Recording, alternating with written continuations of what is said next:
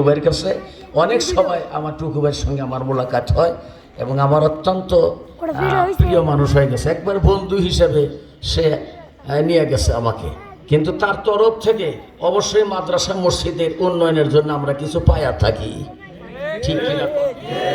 ওই মাগনা তো আর কোনো দাম বাঁচবে নাই, ঠিক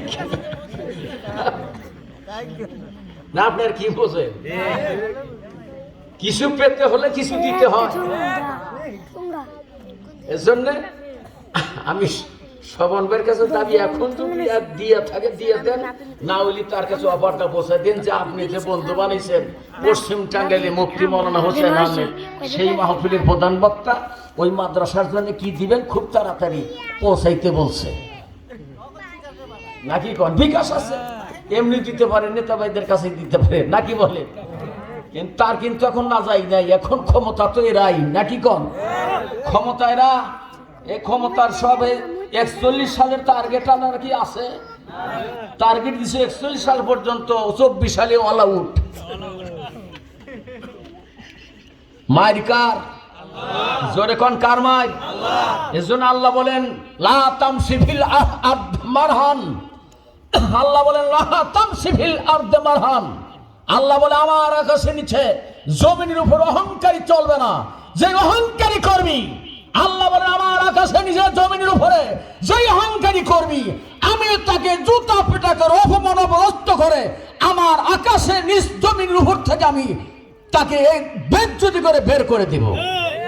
কি কোন হয়েছে না? তাই 45 মিনিটের মধ্যে চলে যায় দুনিয়ার। কেউ বুঝছিলেন? কেউ কি বুঝছিলেন যে এই অবস্থা হবে? এই ঘটনা ঘটাইছে কে? এখান থেকে আপনাদের শিক্ষা নিতে হবে, অহংকারী আল্লাহ পছন্দ করে না। অহংকারী করেছিল যারা বিগত দিনে, যেই সমস্ত অহংকারী করেছিল ফেরাউন, অহংকারী করেছিল নমরুদ, হামান, আবু জাহাল, আবু লাহাব, উতবা, সাইবা, আমার আল্লাহ তাদেরকে জনমের মতো বিদায় করে দিয়েছে। প্রধান অতিথি কই? একটু দোয়া দেই, এমন এসেন, সামনে এসেন।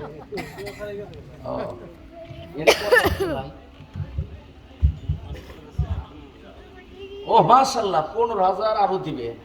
আমার এই অল্প দিহারে মনটাই আমার একবারে ভাই ভাই আপনাকে লাগিয়া রুদ্দি লেবে দোয়া, তকদির পরিবর্তনের দোয়া ছাড়া। এই জন্য দোয়া করবো, আপনি কে অজস্র দিবে। আর আল্লাহ কোরআনে বলছেন মানজাবিল হাসানাতে ফালহু আশরাম সলিহা। আল্লাহ কয় আমি 1 দিবে আমার রাস্তা, আমি দিব 10। তাহলে 20,000 দিলে 20 কে 10 দিয়ে পূরণ দিলে কত হয়? 2 লক্ষ না? 2 লাখ টাকা আল্লাহ এই বছর আপনাকে দেবে। 2 লাখ টাকা হলে 2 এর গড়টা হলো জোড়ার গড়। আল্লাহ তাআলা, আল্লাহ বেতরুন ওয়ুহিব্বুল বেতরা, আল্লাহ হলো বেজোর, আল্লাহ বেজোর পছন্দ করে। তে আমি একটু 3 এর ঘরে রাখ পারছি আপনি, যেটা আল্লাহ পছন্দ করে। তাহলে 2 এই 20,000 এটা জোড়াই পড়ে গেছে। আর যদি 3 এর ঘরে এসে তাহলে একটু বেজোরা হয়। তাইলে আমি প্রধান অতিথির কাছে আমি এই আর 10,000 টাকা দাম, 30,000।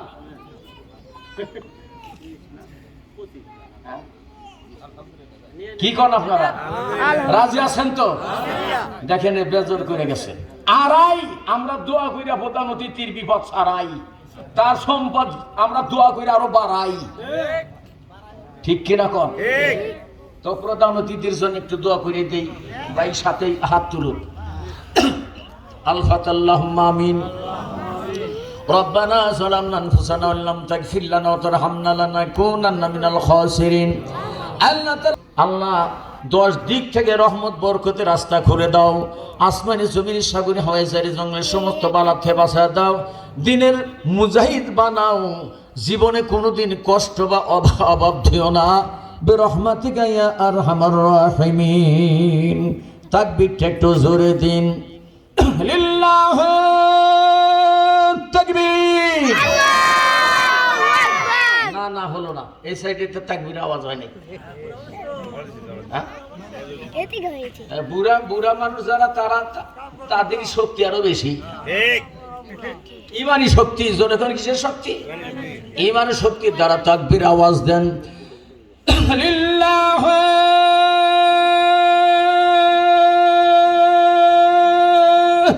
তাকবীর, তাকবীর। হাতে মেরে যা, হাতে মেরে যা। 30,000 টাকা, 30,000।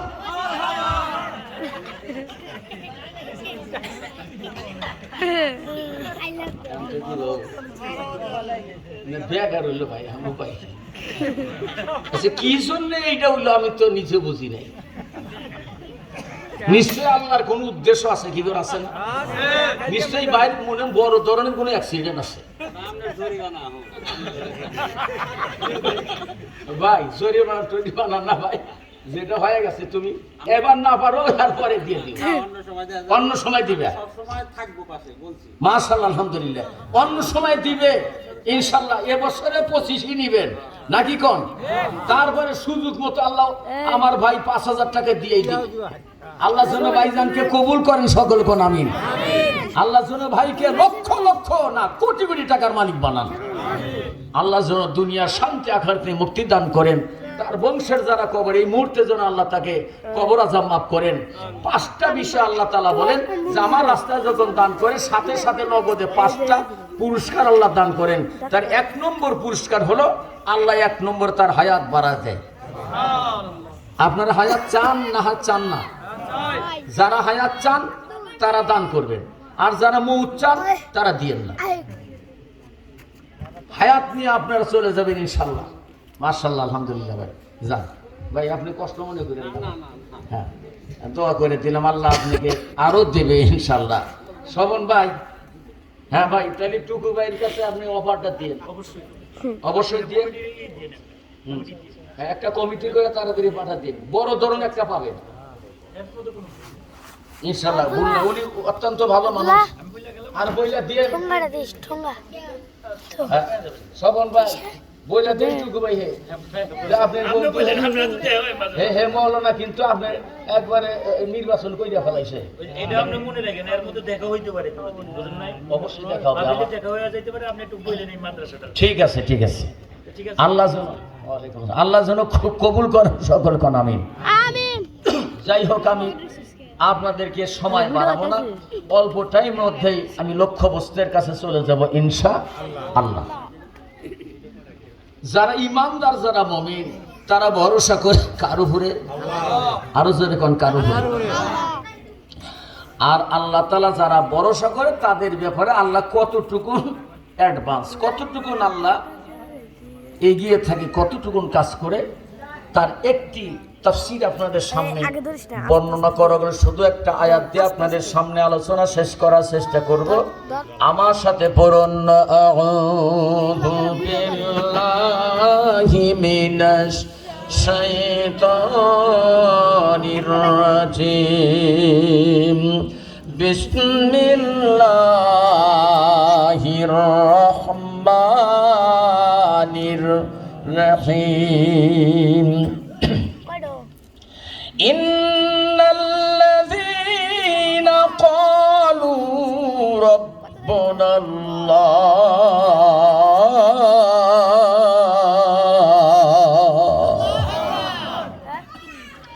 সুম্মা ইসতাকামু তাতানাজ্জালু আলাইহিমুল মালাইকা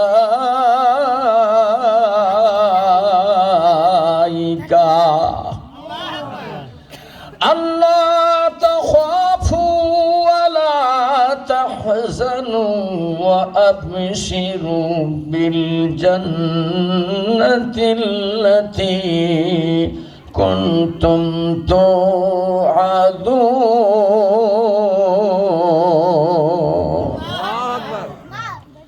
আল্লাহ বলেন, ইন্নাল্লাযিনা, নিশ্চয়ই যাহারা, ক্বালু বলে, রব্বুনাল্লাহ, আমাদের রব হলো আল্লাহ। আমাদের রব কে? আল্লাহ। আমাদের সৃষ্টিকর্তা কে? আল্লাহ। মাবুদ কে? আল্লাহ। আল্লাহ বলেন, নিশ্চয়ই যারা বলে আমাদের রব হলো আল্লাহ, রব শব্দের 19টা অর্থ পাওয়া গেছে। তার মধ্যে 4টা অর্থের ব্যাপক ব্যাখ্যা করেছেন মুফাসসিরগণ। রব শব্দের অর্থ হলো সৃষ্টিকর্তা। আমাদের সৃষ্টিকর্তার নাম কি? আরো জোরে। রব শব্দের 2 নম্বর অর্থ হলো লালন পালন কর্তা। আমাদের কে লালন পালন করে? রব শব্দের 3 নম্বর অর্থ হলো সংবিধান দাতাই কোরআনের দাতাকে। রব শব্দের 4 নম্বর অর্থ হলো রিজেক দাতা, আমাদের রিজেকের মালিককে। ওয়ামা বিকুম নি'মাতিন ফামিনাল্লাহ,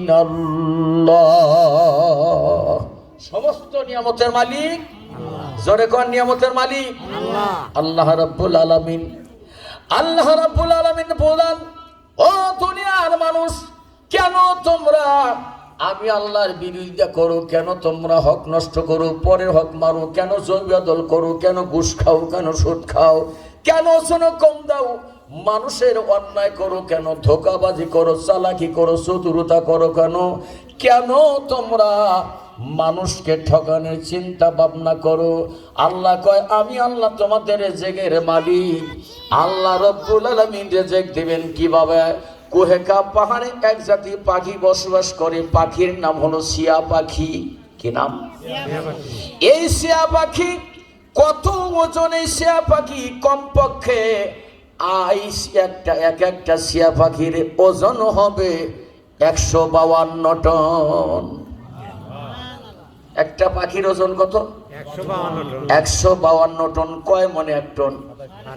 27.5 মনে হয় 1 টন। 152 টন ওজনের এই পাখিটা 3টা হাতিকে ধরিয়া কাজ দিয়ে উড়াল মেরে চলে যেতে পারে। এই পাখি দুনিয়ার কোন সাধারণ খানা খায় না। এই পাখি দৈনন্দিন 3টা করে হাতি খায়। কয়টা? সকালে একটা হাতি খান, দিয়ে পড়বে একটা হাতি খান, রাতে একটা হাতি খায়। 3টা হাতি ছাড়া এই পাখির খানা মেলে না। দৈনন্দিন আল্লাহ প্রত্যেকটা পাখিকে 3টা করে হাতি খাওয়ায়। এরকম হাজার হাজার পাখিকে আমার আল্লাহ দৈনন্দিন লক্ষ লক্ষ হাতি খাওয়া লালন পালন করেন। আমার আল্লাহর ভান্ডারে না যাই পড়ে না। আল্লাহর ভান্ডার ছোট না বড়? তাহলে আল্লাহর ভান্ডারের উপরে ভরসা করা লাগবে না? এই পাখি এত রিজেক খায়। আরো এক জাতির পাখি বসবাস করি গহীন আকাশে, পাখির নাম হলো হম্মা পাখি। জোরে কোন নাম কি? দেখছেন কোনদিন? না, দেখেন নাই। এই পাখির জীবনে কোনদিন গাছের ডালে বসে না। এই পাখির জীবনে কোনদিন পাহাড়ে বসে না। এই পাখির জীবনে কোনদিন আল্লাহর জমিনেও আসে না। সুবহানাল্লাহ। কিভাবে দেখবেন আপনি? দেশে তো আসেন। ওই পাখি সদা সর্বদা গহীন আকাশে উড়ন্ত অবস্থায় বসবাস করে। ডিম ছাড়ার সময় হয়ে গেলে উড়ন্ত অবস্থায় ডিম ছেড়ে দেয়। এই ডিমটা ঘুরতে ঘুরতে নিচের দিকে চলে আসে। কিছু দূর আসার পরে ডিমটা ফেটে যায়। বাচ্চা উদিত হয়ে আবার গহীন আকাশে উড়াল মেরে চলে যায়। আমার আল্লাহ বলেন, বান্দারে ওই গহীন আকাশে সেখানে গাছপালা তরুতা নাই, জনবসতি নাই, আর কোন সরকার হেলিকপ্টার দিয়ে ওই পাখিকে রিজেক দিতে যায় না।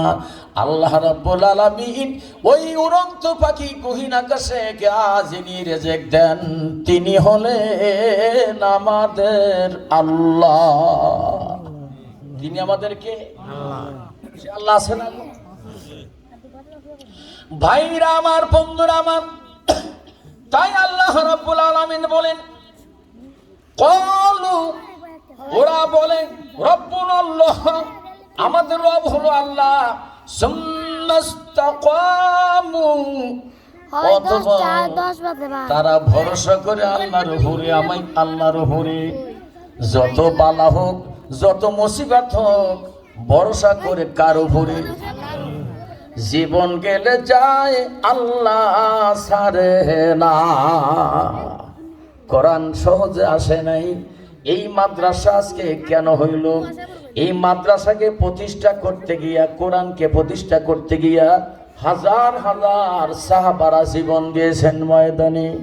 জীবনের বিনিময়ে আমরা কোরআন পেয়েছি। কথা বলেন ঠিক কিনা? কোরআনের অপর নাম হলো জীবন। কোরআনের আর এক নাম কি? জীবন। এই কোরআন জীবন। এই কোরআন যারা জীবন তৈরি করে তারাই হবে জান্নাতি। কোরআনের আর একটা নাম হলো জীবন।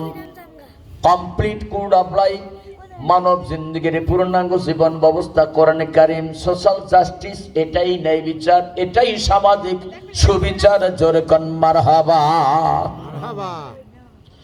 ভাইরা আমার, বন্ধুরা আমার, এই কোরআনকে দুনিয়ায় আনতে গিয়ে সাহাবারা কিভাবে জীবন দিয়েছেন আমি ছোট্ট করে আপনাদের সামনে একটি হাদিস উত্থাপন করব।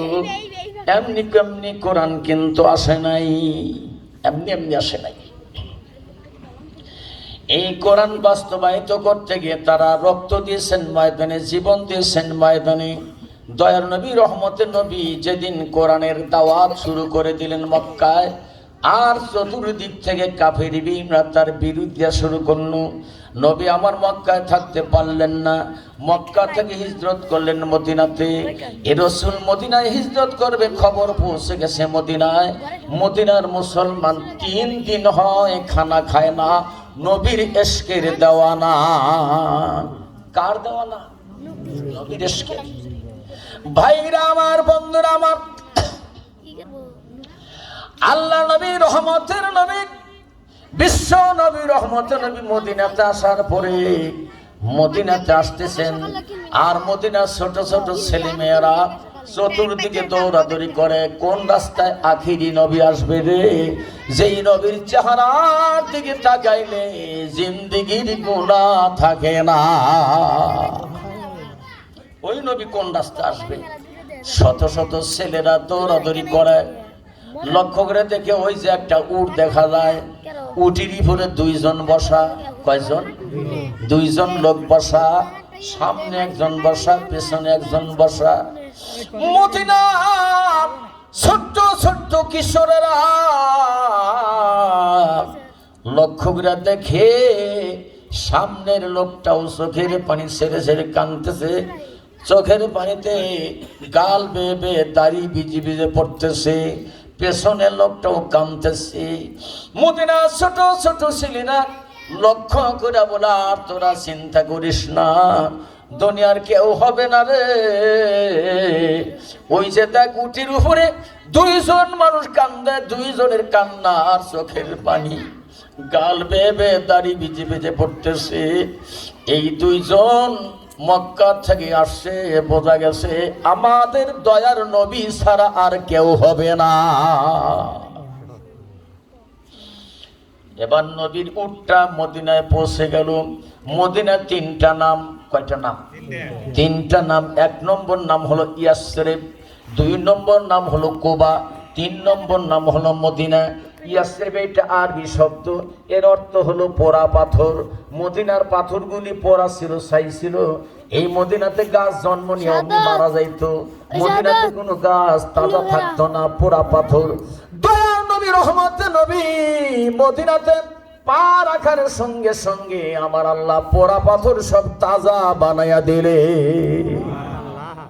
এজন্য আল্লাহ বলেন, ওমা আরসালনাকা ইল্লা রাহমাতাল লিল আলামিন। আল্লাহকে আমি আমার নবীকে শুধু নবী কইরা পাঠাই নাই, আমার নবীকে শুধু রসুল কইরা পাঠাই নাই, সারা বিশ্ববাসীর জন্য আমার নবী হলো রহমতের নবী। রহমত কইরা পাঠাইছি, বরকত কইরা পাঠাইছি। যেইখানে নবীর গুণগান হয়, নবীর মাদ্রাসা হয়, সেই জায়গায় বরকত নাজিল হয়। সুবহানাল্লাহ। ভাইরা আমার, বন্ধুরা আমার, বিশ্ব নবী, রহমতের নবী মদিনাতে আসার সঙ্গে সঙ্গে চতুর্পাশে ছোট ছোট ছেলেরা হাত উঁচু করতেছে, বোঝা গেছে দয়ার নবী ছাড়া কেউ হবে না রে। হাত উঁচু করে নবীর চোখের পানি মোছাতে চায়, কিন্তু নাগাল পায় না। নবী কান্দে, নাগাল পায় না। নবী তখন লাফ দেয় উঠের থেকে জমিনে নামলেন। তারপরে ছোট্ট ছোট্ট বাচ্চারা নবীর চোখের পানি মোছাতে নাগাল পায় না।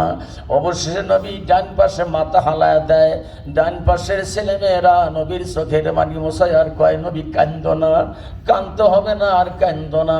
বাম পাশে আবার মাথা হালায়, বাম পাশের ছেলেমেয়েরা চোখের পানি মোছায় দেয়। আমার নবী আর কান্দে, আর মদিনার ছেলেমেয়েরা কয়, হুজুর কান্দ না, তোমার কান্দতে হবে না। নবী ডেকে ডেকে বলছে, মদিনার ছেলেরা রে, মদিনার মেয়েরা রে, তোমরা কি আমাকে মন দিয়া ভালোবাসবে? তোমরা কি আমাকে প্রাণ দিয়া ভালোবাসবে? সেই দিন মদিনার ছোট্ট ছোট্ট ছেলেরা বলছিলেন, ইয়া রাসূলুল্লাহ, ইয়া হাবিবাল্লাহ, শুধু মন দিয়া ভালোবাসবো না, প্রাণ দিয়া ভালোবাসবো না, দরকার হলে তোমার জন্য আমরা জীবনটাই দিয়ে দেব। আর সেই মদিনায় কিভাবে জীবন দিল তার একটি হাদিস বুখারী শরীফের কিতাবুল মাগাজিদ থেকে আপনাদের সামনে উপহার দেই। বিশ্বনবী রহমতের নবী মসজিদে নববীতে এই আয়াতটা তখন তিলাওয়াত করলেন, ইন্নাল্লাযীনা ক্বালু রাব্বুনাল্লাহু সুম্মা ইসতাকামু তাতানাজ্জালু আলাইহিমুল মালাইকাতু আল্লা তাখাফু ওয়া লা তাহজানু ওয়া আবশিরু বিল জান্নাতিল্লাতী কুনতুম তুআদুন।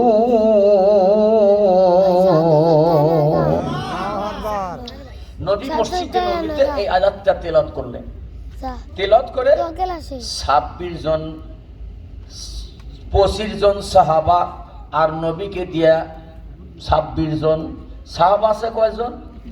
25 জন। সকলেই বলেন কয়জন? 25 জন। আর রাসূলকে দিয়া কয়জন হলো? 26 জন।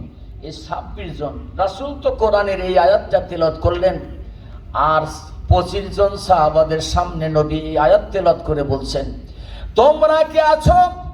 আমি যে কোরআনের আয়াত তেলাওয়াত করলাম, এই আয়াতের কে ব্যাখ্যা দিতে পারো? কে আয়াতের তরজমা তাফসির দিতে পারো, ব্যাখ্যা করতে পারো? বলো তো দেখি তোমাদের 25 জনের মধ্যে আমি রাসূল যে আয়াত তেলাওয়াত করলাম, আয়াতের ব্যাখ্যা কে দিতে পারবে? হঠাৎ করে এক লোক দাঁড়ায় গেল। ওই লোক নবীর সামনে দাঁড়ায়া এবার নবীকে ডেকে বললেন, ইয়া রাসূলুল্লাহ, ইয়া হাবিবাল্লাহ, আপনি যদি একটু অনুমতি দিতেন আমি এই আয়াতের ব্যাখ্যা শোনাইয়া দিতাম। সুবহানাল্লাহ। নবীর সামনে এই কোরআনের ব্যাখ্যা করা কি এই ছোটখাটো কথা? সব সাহাবা আশ্চর্য হয়ে গেল যে আল্লাহ রাসূল বললেন তোমরা কে ব্যাখ্যা দিতে পারো, এমনি দাঁড়ায় গেল। কিন্তু নবীর সামনে কোরআনের ব্যাখ্যা আমাদের তো দেওয়া সম্ভব না। এ সাহাবা কেমন করলে কি গন্ডগোল বাজাবে নাকি? সব সাহাবার চিন্তিত হয়ে গেল। আল্লাহর নবী বললেন, ও সাহাবা, আমি তোমাকে অনুমতি দিয়া দিলাম, বলো দেখি তুমি এই আয়াতের কি ব্যাখ্যাতে জানো, এই আয়াতের কি মর্মার্থ জানো? ওই সাহাবা আমার নবীকে ডেকে বললেন, ইয়া রাসূলুল্লাহ, ইয়া হাবিবাল্লাহ, এই আয়াতের একটা ব্যাখ্যা আমার জানা আছে। ওই ব্যাখ্যা বলতে গেলে আমার চোখের পানি আমি রাখতে পারি না। আল্লাহ রাসূল বললেন, বলো একটু শোনাও, তোমার এই আয়াতের ব্যাখ্যাটা শুনি তোমার মুখে। এই সাহাবা ঝর্ণার মতো চোখের পানি ছাড়ছে। সাহাবা আরো 24 জন সাহাবা ওই সাহাবার দিয়ে তাকায় আর কয়, সর্বনাশ, নবীর সামনে কি ব্যাখ্যা দেবে? যদি ব্যাখ্যাটা সঠিক না হয় তাহলে তো আমাদের জাহান্নামী হওয়া লাগবে। উপায়টা কি? মসজিদের ভিতরে এই সাহাবা কান্নার কে, ইয়া রাসূলুল্লাহ, ইয়া হাবিবাল্লাহ, এই আয়াতের একটা ঘটনা আপনার সামনে উত্থাপন করব। হুজুর গো, যখন আপনি কোরআনকে বাস্তবায়িত করতেছে, কোরআনের আয়াত যখন আপনি তিলাওয়াত করতে শুরু করলেন আর লোকেরা যখন কোরআন পড়তে শুরু করলো, ওই সময় কোরআনের পক্ষে যারা জিহাদি তামান্না নিয়ে ময়দানে ঝাঁপ দিয়ে নামবে, আর মদিনায় আসার পরে আবু জাহেল, আবু লাহাব, উতবা, সায়বা এরা যখন আপনার মাথা কাটার জন্য সিদ্ধান্ত নিল, মদিনা দখল করার সিদ্ধান্ত নিল, ওই সময় এই মদিনা দখল করবে, কোরআনকে নির্বাপিত করবে, কোরআনের আলো বন্ধ করে দেবে। এই জন্য আল্লাহ বলেন, ইউরিদুনা লিইউতফিউ নূরাল্লাহি বিআফওয়াহিহিম ওয়াল্লাহু মুতিম্মু নূরিহি ওয়ালাউ কারিহাল কাফিরুন। কার কথা? আরো জোরে কোন কার কথা? আল্লাহ কয়, জোরে কোন কে কয়? আল্লাহ কয়, যারা আমার কোরআনের বিরোধিতা করবে, কোরআনের আয়াতকে নির্বাহিত করবে, কোরআনের আলো কেউ নিভাইতে পারবে না। ওরা চেষ্টা করবে কোরআনের মাদ্রাসাকে বন্ধ করার জন্য, কোরআনের আলোকে নির্বাপিত করার জন্য, বন্ধ করার জন্য। আল্লাহ বলেন, ওরা তো ফু দিয়ে নিভাইতে চায়, ওরা ফু দিয়ে আমার কোরআনের আলোকে নিভাতে পারবে না। ওরা দিবে ফু, আমি দেব কোরআনের আরো জ্বালায়া। আল্লাহ বলেন, ওরা যত ফু পারবে, যত বিরোধিতা করবে, কোরআনের বিরোধিতা করবে, আর আমি আল্লাহ কোরআনের আলো আরো বেশি করে জ্বালায়া দেব। এই যে মাদ্রাসা করছেন, এই মাদ্রাসা আল্লাহ রক্ষা করবে। জোরে কোন কে রক্ষা করবে? আল্লাহ রক্ষা করবে। কোরআন রক্ষা করার মালিক কি? হেফাজতের মালিক কি? হেফাজত করবে আল্লাহ। আর কোরআন যারা হেফাজত করবে, কোরআনের পক্ষে থাকবে, তাদের হেফাজত করবে কে? আল্লাহ। আল্লাহ হেফাজত করবে। রাসূল করিম সাল্লাল্লাহু আলাইহি সাল্লামের একজন সাহাবা ছিলেন, মাত্র 17 বছরের যুবক। কত বছরের? 17 বছরের যুবক আল্লাহর সৈনিক হয়ে গেল। সুবহানাল্লাহ পড়ে। এই 17 বছরের যুবক হযরত উকবা রাদিয়াল্লাহু তাআলা আনহু, তার নাম কি? হযরত উকবা। হযরত উকবা রাদিয়াল্লাহু তাআলা আনহু 17 বছরের যুবক। রাসূল সাল্লাল্লাহু আলাইহি সাল্লাম বললেন, উকবা তুমি কি নাইজেরিয়ার জালেম বাদশাকে দাওয়াত দিতে যাইতে সাহস পাও? কয়, হুজুর আপনি অর্ডার করেন, আমি নাইজেরিয়ায় চলে যাব, দিনের দাওয়াত দেব। মাত্র 17 বছরের যুবক 1200 সৈন্য নিলেন। কত সৈন্য? 1200। আরো জোরে কোন কত? 1200 সৈন্য নিয়ে 17 বছরের আল্লাহ সৈনিক, রাসূলের সাহাবা হযরত উকবা রাদিয়াল্লাহু তাআলা আনহু রওনা দিলেন। 1200 সৈন্য নিয়ে তাকবীরের ধ্বনি দিতে দিতে রওনা। তাকবীর ধ্বনি তোল দে আজান কাপুক আবার সারা জাহান। নারে তাকবীর। ঝড় বইছে বাইরে, ঘুমের সময় আর নাই রে, চল চল আগে জঞ্জার বেগে, চল চল আগে জঞ্জার বেগে, উরুক আবার বিজয় নিশান। তাকবীর তাকবীর তাকবীর ধ্বনি তুলতে আজান কাপুক আবার সারা জাহান। নারে তাকবীর। ইসলাম কায়েম হোক, কায়েম হোক। 1200 সৈন্য, জোরে কোন কত? 1200 সৈন্য রওনা দিলেন। এইবার তাকবীরের ধ্বনি দিতে দিতে রওনা দিলেন। দিতে দিতে গিয়ে লোহিত সাগরের পারে চলে গেলেন। আর এই তাকবীরের আওয়াজ 1200 মুসলমানদের তাকবীর আওয়াজে লোহিত সাগরের পানি পার হইয়া, মুসলমানদের তাকবীর সাগর পার হইয়া ওই নাইজেরিয়ার মাটি সহ বনভূমি কেঁপে উঠেছিল। জোরে কোন মারহাবা। মুসলমানদের তাকবীর হবে মাটি কাঁপা তাকবীর, বন কাঁপানো তাকবীর। কথা বলেন ঠিক কিনা? আর আমরা তাকবীরতে আমাদের শরীরই নড়ে না। আর তাকবীর দিলে আপনার হার্টের ব্যায়াম থাকবে না, রক্ত বলক সেরে যাবে, আপনার স্ট্রোক করবেন না, আপনি হার্টের ব্যায়াম থেকে বেঁচে যাবেন। এজন্য তাকবীর দিতে হবে, হাত উঁচু করে তাকবীর দিতে হবে। সবাই হাত উঁচু করেন, হাত উঁচু করেন সবাই। এখন রক্তের বলক সারা নেন, স্ট্রোক করবেন না আপনি। আপনি হাই প্রেসার এখনই শেষ হবে। লিল্লাহে তাকবীর, আল্লাহু আকবার, লিল্লাহে তাকবীর, আল্লাহু আকবার। দিন ইসলাম, দিন ইসলাম, ইসলাম ছাড়া অন্য কিছু মানি না, মানবো না। ইসলামের শত্রুরা, মাদ্রাসার শত্রুরা, হুঁশিয়ার, হুঁশিয়ার। কোরআনের শত্রুরা। আল্লাহ কবুল করুন সকলকে, আমি দেন। শরীর গরম হয়েছে না? এর মানে রক্তের বলক সেইরা গেল, আপনার আর হাড়ের কোনো চিন্তা নাই, আপনি স্ট্রোক করবেন না, কুহুরা বইরা মরবেন না। বুঝতে পারছেন? একটা চিকিৎসা দিয়ে দিলাম, যেটা হাসপাতালে গেলে আপনার 50, 30, 50 হাজার টাকা লাগতো, এই চিকিৎসাটা পাইলেন আপনি মাগনা। 1500 বছর আগে আল্লাহ রাসূল হাদিস বর্ণনা করেছেন। হযরতে উকবা রাদিয়াল্লাহু তাআলা আনহু 1200 সৈন্য নিয়ে লোহিত সাগরের কিনারায় চলে গেছে। এই মুসলমানদের তাকবীরের ধ্বনি শুনে ওই নাজির জালেম সরকার পারাপার বন্ধ করে দিয়েছে, যোগাযোগ ব্যবস্থা বন্ধ, আর পারাপারের কোনো ব্যবস্থা নাই। লোহিত সাগরের পারে এবার হযরত উকবা রাদিয়াল্লাহু তাআলা আনহু সৈন্যবাহিনী নিয়ে পায়চারি করতেছে। সৈন্য থেমে গেছে, কিভাবে নদী পার হবে? হযরত উকবা রাদিয়াল্লাহু তাআলা একবার নদীর কিনার দিয়ে এইদিকে যায়, আবার ওই দিকে যায়, চিন্তা করে যে এই সৈন্য নিয়ে আমি ওপার যাই কেমনে, পারের তো কোনো ব্যবস্থা নাই।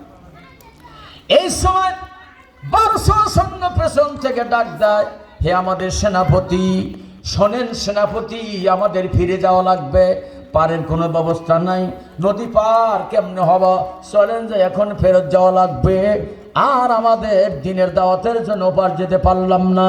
হযরত উকবা রাদিয়াল্লাহু তাআলা আনহু 1200 সৈন্যের সামনে দাঁড়ায়া সেই দিন আল্লাহর কোরআনের ওয়াজ করলেন, শোনো, আমরা ভরসা করি আল্লাহর উপরে, আল্লাহু ওয়ালিউল্লাযীনা আমানু ইখরিজুহুম মিনাজ-যুলুমাতি ইলান-নূর। জোরে কোন আল্লাহু আকবার, আরো জোরে কোন আল্লাহু আকবার।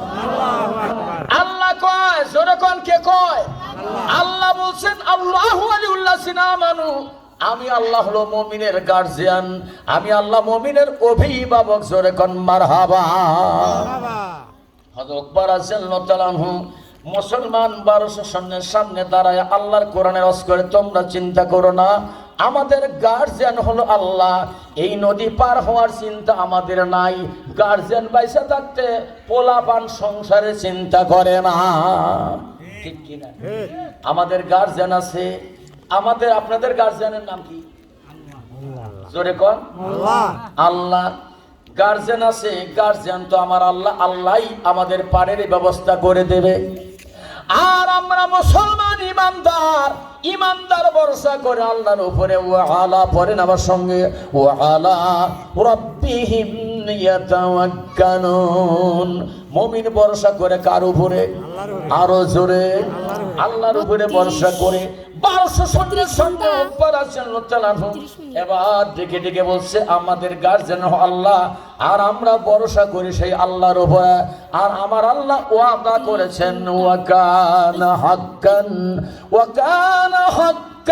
আলাইনা নাসরুল মুমিনিন।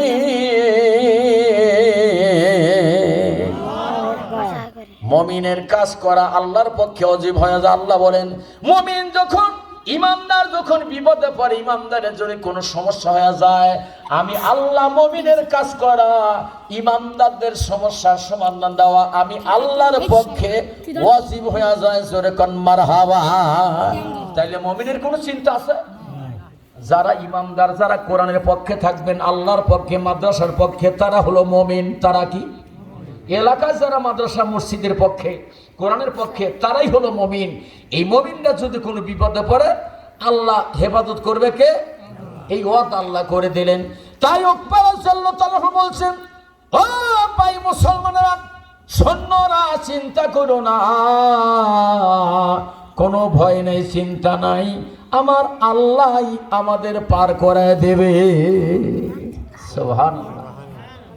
নৌকা বন্দুক নাও নাই, জাহাজ নাই, কোনো কিছু নাই। আর কয় যে তোমরা চিন্তা করো না, আল্লাহ পার করাবে। যেহেতু আল্লাহ বলছেন ওয়াকানা হাক্কান আলাইনা নাসরুল মুমিনিন, আল্লাহ মুমিনদের জন্য ওয়াদা করছে মুমিনের কাজ করা, মুমিনের সমস্যার সমাধান করা আল্লাহর জন্য ওয়াজিব, আল্লাহ সেটা করে দিবে। আমাদের কি চিন্তা? এইবার 1200 সৈন্য দাঁড়ায় গেল, কি করবো তাহলে নেতা? বলে কোনো চিন্তা নাই, ঘোড়ায় ওঠো। যেরকম কোথায় ওঠো? ঘোড়ায় ওঠো, ঘোড়ায় ওঠো, পটলাগুলি সাজায় নাও, আর ঘোড়ার নাগাম ধরো, চাবুক হাতে নাও। ওকবার রাদিয়াল্লাহু ঘোড়ায় উঠলেন, আর 1200 সৈন্য ঘোড়ায় উঠে রেডি হয়ে গেল। হযরত ওকবার রাদিয়াল্লাহু বলছেন, শোনো, আমার আল্লাহ যে ওয়াদা করছেন মুমিনের কাজ করবে, ইমানদারের কাজ করবে, দেখো আমার আল্লাহর ওয়াদা ঠিক আছে কিনা। আমরা নগদে আল্লাহর ওয়াদা পরীক্ষা করব। সুবহানাল্লাহ, আমরা এখন পরীক্ষা করব যে আল্লাহর ওয়াদা ঠিক আছে কিনা। ঘোড়ায় উঠল, 1200 সৈন্য লাগাম ধরে এবার রেডি হয়ে গেল। সেনাপতির হুকুমের অপেক্ষায় তারা বসে গেল। সেনাপতি কখন হুকুম দেবে, সঙ্গে সঙ্গে হযরত ওকবার রাদিয়াল্লাহু বলছেন, সৈন্যরা আর দেরি করবা না, আমি যখন চাবুক মেরে ঘোড়া নিয়ে আমি নদীতে পড়ে যাব, তোমরা যার যার ঘোড়ার পেছনে চাবুক মেরে নাগাম টান দিয়ে সমস্ত ঘোড়া নিয়ে তোমরা লোহিত সাগরের মধ্যে ঝাঁপায় পড়ে যাও। দেখো আমার আল্লাহর ওয়াদা ঠিক আছে কিনা। সুবহানাল্লাহ পড়ে, সুবহানাল্লাহ। আল্লাহর ওয়াদা দেখবে নগদে। 1200 ঘোড়ার পেছনে, আর ওকবার রাদিয়াল্লাহু সেনাপতি ঘোড়ার পেছনে চাবুক দিল। এবার হুকুম করে দিল, এবার সিগন্যাল বসায় দিল, সিগন্যাল দিল, তোমরা সবাই নদীর মধ্যে পড়ে যাও ঘোড়া নিয়া, দেখো আল্লাহ আমাদের কাজ করে কিনা, পার করে দেয় কিনা। এইবার একসাথে 1200 সৈন্য ঘোড়ার পেছনে চাবুক দিয়া লম্ফ দিয়া যখন লোহিত সাগরে লম্ফ দিয়া পড়ে যাওয়া সারা, আমার আল্লাহ রব্বুল আলামিন তার ওয়াদার মধ্যে লোহিত সাগরের পানি আল্লাহ সিমেন্টে পরিণত। আর যখন আল্লাহু আকবার, এইবার ঘোড়াগুলি নদীর উপর দিয়ে লাফাইতে লাফাইতে যায়, একটা ঘোড়ার পায়ে এক ফোঁটা পানি লাগে না। সে আল্লাহ আছে না কোনো? আল্লাহ সেই আল্লাহ তো আছে। আল্লাহ কি বুড়া হয়েছে? রিটার্ড? নাউজুবিল্লাহ। আল্লাহ যেমন তেমনই আছে, সেই আল্লাহর উপর ভরসা করেন, আল্লাহ সব পারে। এই যে বুড়া বানাইলো কে? দাড়ি পাকায় কে? এটা রাখা পারেন না আপনার? এর মানে আল্লাহর কাজ এটা। জোরে কোন কার কাজ? আল্লাহ বুড়া বানায়, তাই বুড়া হয়ে যাইতেছেন, হায়াত নিয়ে যেতেছে আল্লাহ। সেই আল্লাহ এইবার লোহিত সাগরের উপর দিয়া 1200 ঘোড়া নিয়া লম্ফ দিয়া যখন রওনা দিতেছে, চটর চটর আওয়াজ শোনা যায়, সাগরের পানি আল্লাহ সিমেন্ট বানাইছে। জোরে কোন সুবহানাল্লাহ। ঘোড়াগুলি নিয়ে ওপার চলে গেল। এইবার নাইজেরিয়ার বনভূমি, নাইজেরিয়ার ওই নদীর কিনারায় সব আশ্রয় নিল। একটা ঘোড়ার পায়ে কোনো পানি নেই, ভেজে নাই। সুবহানাল্লাহ, সব নিয়ে কাতারবদ্ধ হয়ে গেছে। হযরতে ওকবার রাদিয়াল্লাহু সেনাপতি এইবার দ্বারা বলছে, শোনো, এই যে নদী পার হয়ে আমরা আসলাম, আল্লাহ পার করাই দিল। জোরে কোন কে পার করাইলো? আল্লাহ পার করাইছে। বলো তো দেখি তোমাদের সব কিছু ঠিক আছে কিনা, তোমাদের পোটলা পাটলি আসবাবপত্র ঠিক আছে কিনা। সবাই বলল, শোনেন সেনাপতি, আমাদের সব কিছু ঠিক আছে, কিন্তু একটা লোক দ্বারা হুজুর, আমার পোটলার ভিতরে একটা বাটি ছিল, আমার ঘোড়া যখন নদীর উপর লাফাইতে লাফাইতে আসতেছিল, পোটলা আমি ঘোড়ার উপরে ধুলতেছিলাম, আমি ধুলতে শুরু করলাম, আমার পোটলাও লাফাইতেছিল, পোটলার ভিতরে বাটিটা লাফাইতে লাফাইতে পোটলা থেকে বের হয়ে নদীর মাঝখানে পড়ে ডুবে গেছে। আমার শুধু একটা বাটি হারায় গেছে। হযরত ওকবার রাদিয়াল্লাহু বলছেন, তোমরা একটু বসো। সবাইকে নিয়ে বসলেন। হযরত আল্লাহর হাত তুলে, আল্লাহ ও আল্লাহ, তুমি না ওয়াদা করেছো মুমিনের কাজ করতে, তুমি সুন্দর করে নদীটা পার করা দিলে। হে আল্লাহ, তোমার একজন মুমিন বান্দার পোটলার থেকে ওই বাটি নিচে পড়ে গেছে নদীর মধ্যে। আল্লাহ, তোমার ওয়াদা মতো কি তোমার মুমিনের বাটিটা তার কাছে পৌঁছায় দিবা না? কোনো ডুবারও লাগলো না, কিচ্ছু লাগে না। দাবি জানাইলেন কার কাছে?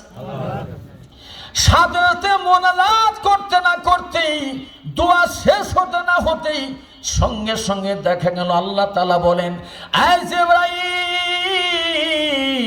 রে, তাড়াতাড়ি যাও, লোহিত সাগরে তোমার পাখার ফইরা দিয়া বাড়ি লাগাও। এবার বাড়ি লাগা দিল, পানির বলকানি শুরু হয়ে গেল, পাক শুরু হয়ে গেল। বল করতে উঠতে ওই পানির তলদেশ থেকে বাটিটা বলকে ঘুরতে ঘুরতে উইটা নদীর কিনারায়, ওই নদীর পানির ঢেউয়ের সঙ্গে ঢেউয়ের ধাক্কা দিয়া পানিকে আল্লাহ হুকুম দিলেন, ধাক্কা দিয়ে আমার মুমিনের বাটি টানে উঠায়া দাও। মোনাজাত না করতে করতে দেখে পানির বলকানি শুরু হয়ে গেছে, আর দরিয়ার মধ্যে ঢেউয়ের সৃষ্টি হয়ে গেছে।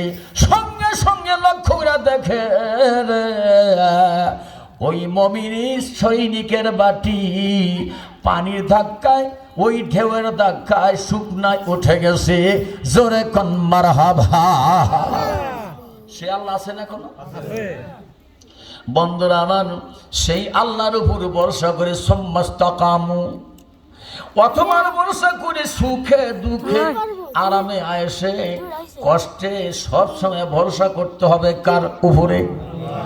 এই মসজিদের মধ্যে সাহাবা চোখের পানি ছেড়ে কান্দারকে হুজুর, আমি এই আয়াতের একটা ব্যাখ্যা আপনাকে শোনাবো, কিন্তু আমার হৃদয় কুলায় না, অন্তরে কুলায় না, আমার চোখের পানি রাখতে পারি না।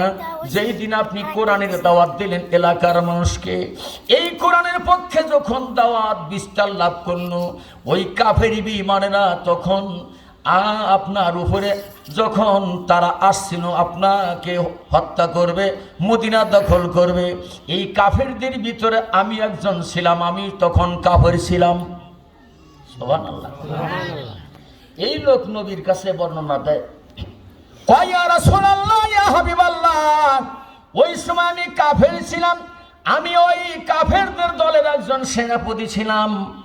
ওই সময় আমি আপনার একজন সাহাবা, কোরআনের বিরোধিতা করার কারণে সে তরবারিয়া যখন সামনে দিয়ে এগিয়ে গেল, আমরা কাফেররা, আমরা অনেকগুলি শক্তিশালী সৈনিক আমরা দৌড়ে আসলাম, এসে আপনার একজন সাহাবাকে থাবাতে ধরলাম।